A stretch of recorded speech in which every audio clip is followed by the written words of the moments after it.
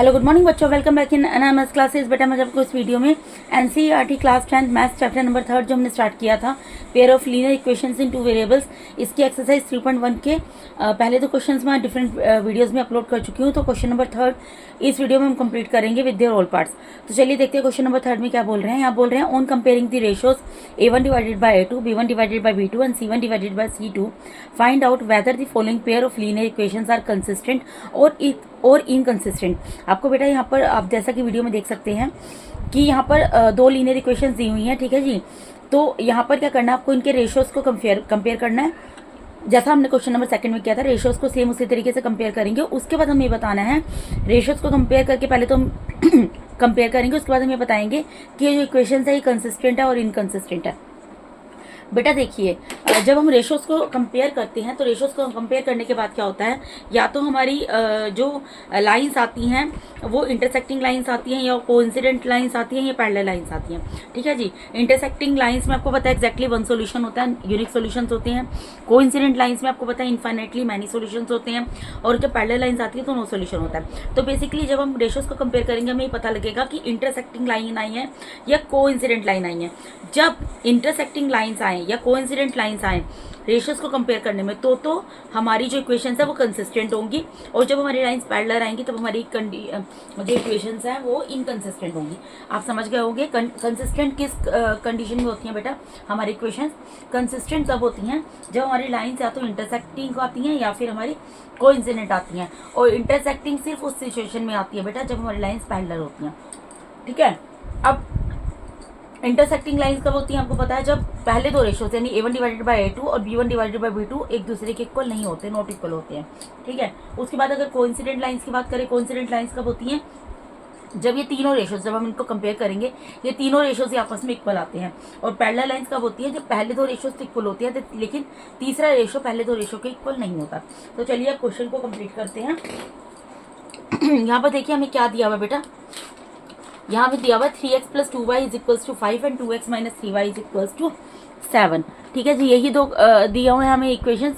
तो इन दो इक्वेशन से सबसे पहले हम क्या करेंगे, हम यहाँ पर सबसे पहले A1 डिवाइडेड बाय A2 क्या करेंगे बेटा, रेशियोज कंपेयर करनी है ना। तो हेयर में क्या लिखूंगी, hair A1 divided by A2 इसकी वैल्यू लिखूंगी, B1 डिवाइडेड बाय B2 इसकी वैल्यू लिखूंगी, and C1 divided by C2 इसकी वैल्यू लिखूंगी। बहुत ईजी क्वेश्चन है, ठीक है बेटा। A1 डिवाइडेड बाय A2 आपको पता है, अगर ये वाली फर्स्ट हमारी इक्वेशन है, फर्स्ट इक्वेशन में जो हमारा फर्स्ट टर्म है, फर्स्ट टर्म में जो वेरिएबल है उसका कोफिशिएंट वो क्या है 3, तो A1 की वैल्यू क्या होगी 3 होगी, ठीक है। सेकंड इक्वेशन में जो फर्स्ट हमारी टर्म है, फर्स्ट टर्म क्या है 2x में x वेरिएबल का कोफिशिएंट क्या है 2, तो A2 की वैल्यू क्या होगी 2। तो ये A1 मैंने A1 डिवाइडेड बाय A2 की वैल्यू लिख दी, ठीक है। अब B1 की वैल्यू लिखनी है, फर्स्ट इक्वेशन में जो सेकंड टर्म है, सेकंड टर्म में वेरिएबल क्या है y का कोफिशिएंट क्या है 2, वो किसकी वैल्यू हमारी B1 की वैल्यू है, ठीक है जी। इसी तरीके से सेकंड इक्वेशन जो सेकंड इक्वेशन में सेकंड टर्म जो है, सेकंड टर्म में जो वेरिएबल है उसका जो कोफिशिएंट है वो हमारी B2 की वैल्यू है। तो y का कोफिशिएंट यहाँ पर सेकंड टर्म -3y है, वेरिएबल y है, y का कोफिशिएंट क्या है -3, तो ये आ गई हमारी B1 डिवाइडेड बाय B2 की वैल्यू। और C1 डिवाइडेड बाय C2 क्या है, यहाँ पर थर्ड टर्म क्या कांस्टेंट है 5, C1 की वैल्यू है, और सेकंड इक्वेशन में हमारी कांस्टेंट टर्म कौन सी है 7, तो ये C2 की वैल्यू है। तो C1 डिवाइडेड बाय C2 क्या आ गया 5 डिवाइडेड बाय 7, ठीक है। अब आप यहाँ पर देख सकते हैं A1 डिवाइडेड बाय A2 की वैल्यू क्या है, B1 डिवाइडेड बाय B2 की वैल्यू क्या है, और C1 डिवाइडेड बाय C2 की वैल्यू क्या है। अब आप एक चीज़ बताओ, इनमें से क्या कोई भी वैल्यू आपस में इक्वल है। पहले तो क्या करते हैं बेटा, हम पहली तो वैल्यूज को आपस में कंपेयर करते हैं। तो हम किसको कंपेयर करेंगे, A1 डिवाइडेड बाय A2 इसको कंपेयर करेंगे B1 डिवाइडेड बाय B2 से, ठीक है। पहले आप ये देखो कि क्या ये दोनों इक्वल है। A1 की वैल्यू क्या 3 डिवाइडेड बाय 2, और B1 की वैल्यू क्या है, B1 डिवाइडेड बाय B2 की वैल्यू क्या है 2 डिवाइडेड बाय -3, तो क्या ये आपस में इक्वल है, नॉट इक्वल है। तो हम यहाँ लिख देंगे since A1 divided by A2 is not equal to B1 divided by B2। जब ये दोनों इक्वल नहीं होते तो क्या होता है बेटा, आगे कंपेयर करने की जरूरत ही नहीं है। जब पहले ही दो हमारे रेशियोज आए हैं वो इक्वल नहीं है, तो आगे हमें कंपैरिजन करने की जरूरत नहीं है अनदर रेशियोज में, ठीक है। तो हम क्या लिखेंगे, ये किस कंडीशन में होता है, लाइन्स आर इंटरसेक्टिंग, देयरफॉर लिख दूंगी since A1 divided by A2 is not equal to B1 divided by B2, therefore lines are intersecting.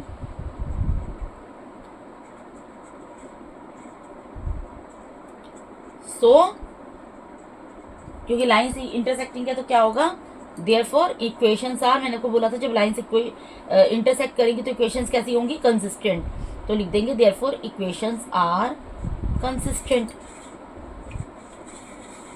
ठीक है जी, यहाँ पर इसका फर्स्ट पार्ट होता है कंप्लीट। ठीक है, अब इसके सेकंड पार्ट पे मूव करते हैं आंसर। अब यहाँ पर सेकंड पार्ट क्या है बेटा, सेकंड पार्ट दिया 2x - 3y = 8 and 4x - 6y = 9। ठीक है, सेम इसी तरीके से इस क्वेश्चन को भी फटाफट से कंप्लीट कर लेंगे।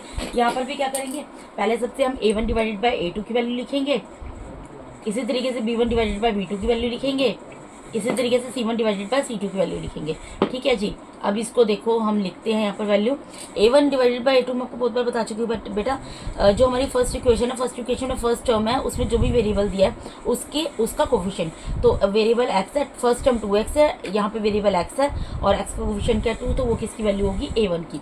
अब आप बताओ a2 की वैल्यू क्या होगी, सेकेंड इक्वेशन में फर्स्ट टर्म में जो वेरिएबल है उसका कोफिशिएंट वो क्या है 4, तो a2 की वैल्यू कितनी आ गई 4।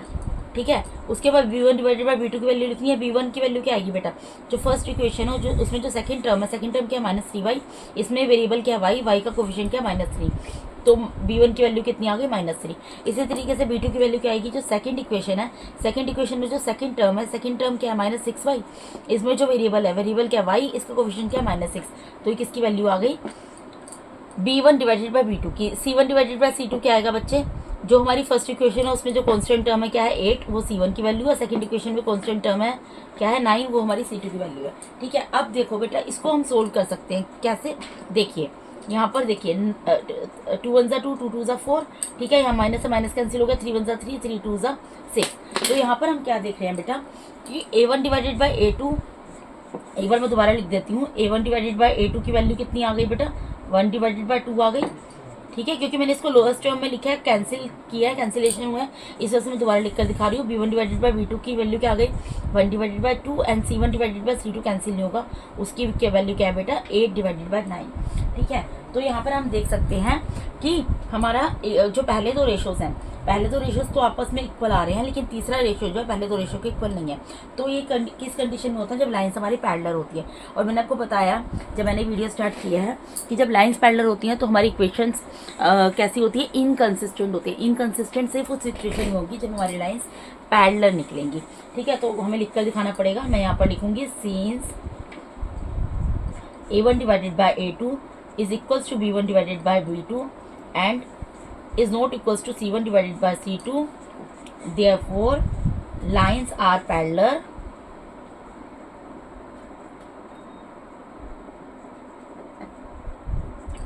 ठीक है, so equations are inconsistent, या पेयर ऑफ लीनियर इक्वेशंस लिख दो या खाली इक्वेशंस लिख दो, कोई दिक्कत नहीं है। Equations are inconsistent. तो यहाँ पर बेटा इसके साथ हमारा सेकंड पार्ट कंप्लीट होता है। अब हम मूव करते हैं इसके थर्ड पार्ट के ऊपर। ठीक है जी, पहले दो पार्ट मैंने कर दिए बेटा, अब मैं थर्ड पार्ट में मूव कर रही हूँ। देखिए अब थर्ड पार्ट में यहाँ पर क्या दिया हुआ है बेटा, यहाँ पे हमें वैल्यू दी हुई है 3 / 2x, जो लीनियर इक्वेशन दिए हुए क्या दिया 3 / 2x + 5 / 3y = 7 and 9x - 10y = 14। तो यहाँ पर भी हमें क्या करना पड़ेगा, a1 / a2 की वैल्यू लिख के दिखानी पड़ेगी, b1 / b2 की वैल्यू लिख कर दिखानी पड़ेगी, c1 / c2 की वैल्यू लिख कर दिखानी पड़ेगी। a1 / a2 क्या आएगा बेटा, a1 क्या होगा, जो हमारी फर्स्ट इक्वेशन है उसमें जो फर्स्ट हमारी टर्म है क्या 3 / 2x। ठीक है, इसमें जो वेरिएबल है x उसका कोफिशिएंट क्या है 3 / 2, ये लिख दिया, फिर डिवाइड का साइन। a2 की वैल्यू क्या होगी, जो हमारी सेकंड इक्वेशन है, सेकंड इक्वेशन में जो हमारी फर्स्ट टर्म है क्या है 9x, उसका जो वेरिएबल है x उसका कोफिशिएंट क्या है 9। अब इसके नीचे कुछ भी नहीं है डिनोमिनेटर, तो मैं 1 लगा देती हूँ। ठीक है, इतनी चीज़ आपको समझ आई। अब b1 / b2 क्या होगा, इसी तरीके से जो हमारी फर्स्ट इक्वेशन है, फर्स्ट इक्वेशन में जो सेकंड टर्म है क्या है 5 / 3y, इसमें जो वेरिएबल है y उसका कोफिशिएंट क्या है 5 / 3, ये हमारी हो गई b1 की वैल्यू। ठीक है, इसी तरीके से हमारी सेकंड इक्वेशन जो है, सेकंड इक्वेशन में हमारा जो सेकंड टर्म है, सेकंड टर्म क्या है -10y, इसमें वेरिएबल y है, इसका कोफिशिएंट क्या है -10, तो ये किसकी वैल्यू हो गई -10 b2 की, क्योंकि यहाँ पर बेटा ये फ्रैक्शन में दिया हुआ है ना, ठीक है, रैशनल नंबर की फॉर्म में दिया हुआ है, तो इसको भी हम वैसे लिख देते हैं, फ्रैक्शन में लिख देते हैं, यानी कि न्यूमरेटर डिनोमिनेटर दोनों दिया है ना, तो मैं इसको भी उसी तरीके फॉर्म में लिख रही हूँ, तो इसका डिनोमिनेटर कुछ नहीं है, I can take it as 1, ठीक है। उसके बाद C1 की वैल्यू क्या है, जो हमारी फर्स्ट टर्म है उसमें जो कॉन्स्टेंट की टर्म है थर्ड, वो हमारी C1 की वैल्यू है। इसी तरीके से सेकंड इक्वेशन में जो हमारी कांस्टेंट की टर्म है थर्ड, वो हमारी C2 की वैल्यू है, ठीक है। अब देखो यहाँ पर क्या कर सकते हैं बेटा, देखो यहाँ पर क्या हो सकता है, ये तो कैंसिल हो गया, 7 1 7 7 2 क्या हो गया 14। अब इसको हम यहाँ सोल्व कर लेते हैं, A1 डिवाइडेड बाई A2 क्या आएगा बेटा, देखो अगर मैं इसको सोल्व करूँ 3 डिवाइडेड बाई 2, ठीक है, ये जो नंबर है 9 डिवाइडेड बाई 1 जो है ये डिवाइड में दिया हुआ, डिवाइड का साइन है ना, तो इसको अगर मैं मल्टीप्लाई में ले जाऊँ तो इसका रेसिप्रोकल जाएगा, यानी कि 9 डिवाइडेड बाई 1 है, 1 डिवाइडेड बाई 9 जाएगा। रेसिप्रोकल मतलब आपको पता होगा बेटा, जिसमें न्यूमरेटर डिनोमिनेटर में चेंज हो जाता है और डिनोमिनेटर न्यूमरेटर में चेंज हो जाता है, ठीक है। उसके बाद B1 डिवाइडेड बाई B2 की भी सोल्व करते हैं हम, वो क्या होगा 5 डिवाइडेड बाई 3 न्यूमरेटर, तो एज इट इज उतर जाएगा। उसके बाद ये जो हमारा डिनोमिनेटर दिया है जो कि फ्रैक्शन में दिया है, इसका रेसिप्रोकल लेकर जाएंगे, क्योंकि ये डिवाइड में दिया है, मल्टीप्लाई में कन्वर्ट करेंगे तो -10 डिवाइडेड बाई 1 है, इसका रेसिप्रोकल क्या होगा 1 डिवाइडेड बाई -10, ठीक है जी। उसके बाद C1 डिवाइडेड बाई C2 तो हमने सोल्व कर लिया, ये क्या है हमारा 1 डिवाइडेड बाई 2। अब इसको देखो ये कैंसिल हो सकता है, देखो 3 1 3 3 3 9, ठीक है। इसी तरीके से यहाँ पर कैंसिल हो सकता है, 5 1 5 5 2 10, माइनस का साइन है तो माइनस का साइन भी मैंने यहाँ पर एज इट इज उतार दिया, तो यानी कि A1 डिवाइडेड बाई A2 हमारा क्या आ गया बेटा, यहाँ पर देखो ऊपर 1 है, 1 को 1 से मल्टीप्लाई किया 1 आया, यहाँ 2 और 3 है, 2 को 3 से मल्टीप्लाई किया 6 आया, तो 1 डिवाइडेड बाई 6 किसकी वैल्यू आ गई हमारी A1 डिवाइडेड बाई A2 की, इसको हम और कैंसिल नहीं कर सकते, ठीक है। उसके बाद B1 डिवाइडेड बाई B2 की वैल्यू लिख देंगे, B1 डिवाइडेड बाई B2 क्या आएगा बेटा, यहाँ 1 है, यहाँ भी 1 है, 1 को 1 से मल्टीप्लाई 1 आ गया, यहाँ 3 है, यहाँ 2 है, 3 को 2 से मल्टीप्लाई किया 6 आया, और यहाँ क्योंकि माइनस का साइन है तो माइनस का साइन आ गया, ठीक है जी। उसके बाद C1 डिवाइडेड बाई C2 क्या आ गया बेटा, C1 डिवाइडेड बाई C2 आ गया 1 डिवाइडेड बाई 2, ठीक है जी। यहाँ पर ये सब वैल्यूज आ गए बेटा। अब यहाँ पर आप एक चीज देखो, अब यहाँ पर क्या हमारा कोई भी चीज इक्वल है, देखो पहले फ्रैक्शन की वैल्यू क्या 1 डिवाइड बाई 6, दूसरे फ्रैक्शन में 1 डिवाइडेड बाई 6 तो है, लेकिन वो नेगेटिव है, पॉजिटिव नहीं है, पॉजिटिव है, तो इक्वल तो नहीं कहलाएंगे, ठीक है। और C1 डिवाइड बाई C2 ये भी। अब ये क्या है, हमें क्या सबसे पहले बेसिकली देखना होता है कि पहले दो जो हमने रेशोज निकाले वो इक्वल हैं क्या, यहाँ पर A1 डिवाइडेड बाई A2 जो है वो इक्वल है B1 डिवाइडेड बाई B2 के। थर्ड रेशो को तो हम तब कंपेयर करेंगे ना जब पहले दो इक्वल आएंगे, तो हम देख रहे हैं यहाँ पर ये नॉट इक्वल हैं, ठीक है। अब अगर पहले दो रेशोज इक्वल नहीं होते, इसका मतलब क्या होता है, लाइंस हमारी कैसी होती हैं, यहाँ पर लिख देंगे since A1 divided by A2 is not equal to B1 divided by B2 therefore lines are intersecting. अगर लाइंस इंटरसेक्टिंग है या इंटरसेक्ट कर रही हैं एक दूसरे को किसी एक पर्टिकुलर पॉइंट पे, ठीक है, तो क्या होता है उस कंडीशन में बेटा, हमारी इक्वेशंस कैसी होती है, वो हमारी कंसिस्टेंट होती हैं। सो इक्वेशंस आर कंसिस्टेंट, ठीक है। हम क्या कर रहे हैं, हमें जो दो पेयर ऑफ लीनियर इक्वेशन दिए हुए हैं, यानी दो लीनियर इक्वेशन दिए हैं, हम क्या कर रहे हैं उनके रेशियोज को कंपेयर कर रहे हैं। अगर वो हमें ये बताना है कि रेशियोज को कंपेयर करके वो कंसिस्टेंट है इक्वेशन या इनकंसिस्टेंट है, तो सबसे पहले हमें पता लगाना पड़ेगा कि वो लाइंस एक दूसरे को इंटरसेक्ट कर रही है, ये कोइंसिडेंट है या फिर पैरेलल है। अगर वो लाइंस आपस में एक दूसरे को इंटरसेक्ट कर रही है, ये कोइंसिडेंट है, तो हमारी इक्वेशंस हो जाएंगी कंसिस्टेंट। और अगर हमारी लाइंस जो है वो पैरेलल है, तो हमारी इक्वेशंस कैसी हो जाएंगी, इनकंसिस्टेंट हो जाएंगी, ठीक है। तो इसके साथ थर्ड पार्ट कंप्लीट होता है बेटा। फोर्थ पार्ट में मूव करते हैं।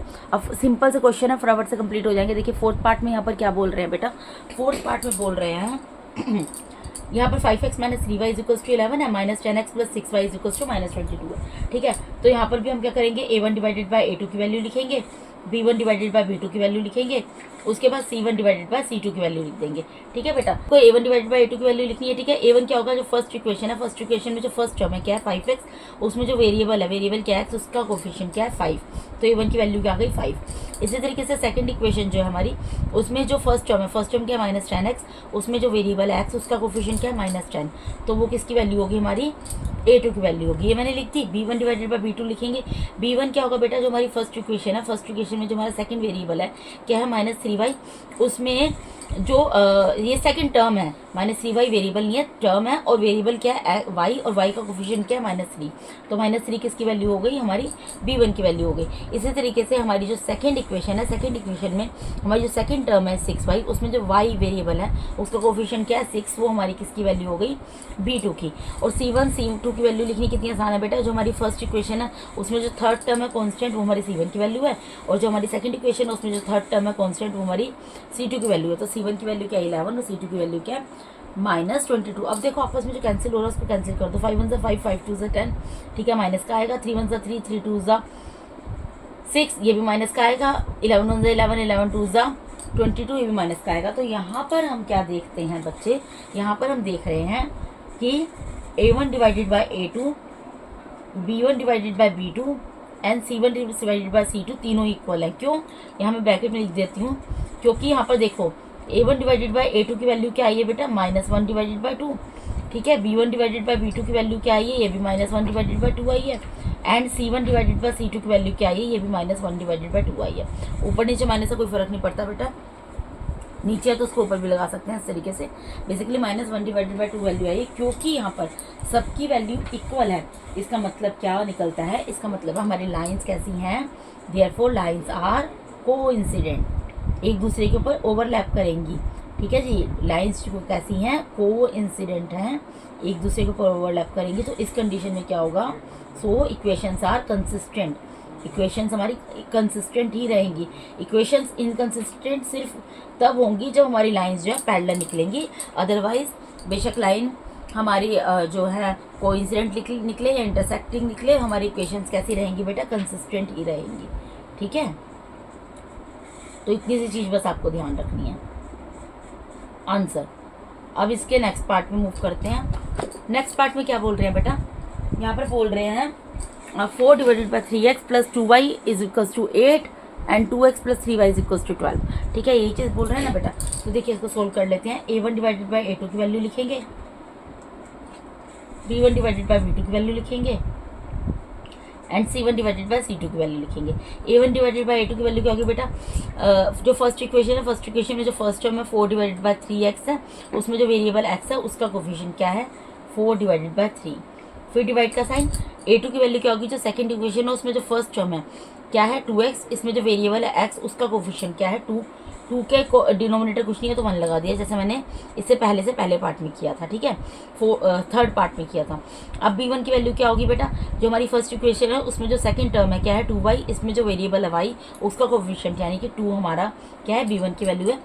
b2 की वैल्यू क्या होगी बेटा, जो सेकंड इक्वेशन है, सेकंड इक्वेशन में सेकंड टर्म है, सेकंड टर्म में जो हमारा वेरिएबल है, टर्म क्या है 3y, उसमें वेरिएबल क्या है y, उसका कोफिशिएंट क्या है 3, तो वो किसकी वैल्यू आ जाएगी हमारी b2 की वैल्यू आ जाएगी। c1 क्या है, जो हमारी फर्स्ट टर्म है, फर्स्ट इक्वेशन है, फर्स्ट इक्वेशन में जो थर्ड टर्म है हमारी कॉन्स्टेंट 8, वो हमारी किसकी वैल्यू है c1 की, और सेकंड इक्वेशन में जो थर्ड टर्म है जो कि कांस्टेंट है वो हमारी किसकी वैल्यू है c2 की वैल्यू है। अब देखो यहाँ पर ये कैंसिल हो सकता है, 4 2 8 4 3 12, ये तो कैंसिल हो गया, ठीक है। इसको भी सोल्व कर लेते हैं। a1 डिवाइडेड बाई a2 यहाँ पर क्या आएगा बच्चे, देखो 4 divided by 3 as it is रहेगा, ये 2 डिवाइडेड बाई 1 क्या है डिवाइड में है, डिवाइड में है तो मल्टीप्लाई में, मल्टीप्लाई के साइन में अगर डिवाइड के साइन को कन्वर्ट करना होता है तो क्या होता है बेटा, जो भी डिवाइड में दिया होता है उसका रेसिप्रोकल ले जाते हैं, तो 2 डिवाइडेड बाई 1 का रेसिप्रोकल क्या होगा 1 डिवाइडेड बाई 2, ठीक है। अब इसको कैंसिल कर लो, अगर कैंसिल हो सकता है लोएस्ट फॉर्म में लिखना है ना, 2 1 2 2 2 4, ठीक है। उसके बाद b1 डिवाइडेड बाई b2 तो अपनी लोएस्ट टर्म में है, 2 डिवाइडेड बाई 3 को हम वो कैंसिल नहीं कर सकते,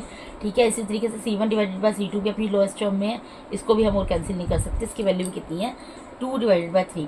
तो यहाँ पर हम देख सकते हैं कि लिखेंगे since a1 divided by a2 is equals to b1 divided by b2 is also equals to c1 divided by c2। यहाँ पर आप देख सकते हो a1 डिवाइडेड बाई a2 की वैल्यू कितनी आई है भाई 2 डिवाइडेड बाई 3 आई है, b1 डिवाइडेड बाई b2 की वैल्यू कितनी है उसकी भी 2 डिवाइडेड बाई 3 है, और c1 डिवाइडेड बाई c2 की वैल्यू कितनी है उसकी वैल्यू भी 2 डिवाइडेड बाई 3 है। तो क्योंकि यहाँ पर ये तीनों रेशियोज यानी a1 divided by a2 is equals to b1 divided by b2 is also equals to c1 divided by c2 आया है, इस कंडीशन में क्या होता है हमारी लाइन्स कैसी होती हैं बेटा, अब ये भी इसके फोर्थ पार्ट में किया है, लाइन्स हमारी कोइंसिडेंट होती हैं अगर तीनों रेशियोज इक्वल आते हैं, तो मैं यहाँ लिख दूंगी देयरफॉर लाइन्स आर कोइंसिडेंट। अगर लाइंस कोइंसिडेंट है इसका मतलब क्या है, सो इक्वेशंस आर कैसी होंगी कंसिस्टेंट, ठीक है। सो इक्वेशंस आर कंसिस्टेंट, ठीक है जी, आंसर लिख देंगे यहाँ पर। तो इसके साथ ही बेटा मैंने यहाँ पर आपको NCERT class 10 maths chapter number 3 exercise 3.1 pair of linear equations in two variables, इसका question number 3 with the role parts पूरा कंप्लीट करा दिया बेटा। अगर आप मेरे चैनल पे नए हैं और अगर पुराने भी हैं और अगर आप लोगों को मेरा टीचिंग मेथड अच्छा लगता है और अगर अभी तक आप लोगों ने मेरे चैनल को सब्सक्राइब नहीं किया है तो काइंडली आप मेरे चैनल को सब्सक्राइब कीजिए, जिससे कि मैं भी मोटिवेट हूँ और आपके लिए ज़्यादा से ज़्यादा वीडियोज़ बनाऊँ, ठीक है बेटा। और अगर आप लोगों को मेरे पढ़ाए हुए किसी भी क्वेश्चन में कहीं पर भी कोई डाउट है तो आप कमेंट बॉक्स में क्वेरी पुट कर सकते हैं, मैं उसको डेफिनेटली सॉर्ट आउट करने की पूरी कोशिश करूँगी, ठीक है जी। And thank you so much for watching my videos बेटा। God bless all of you.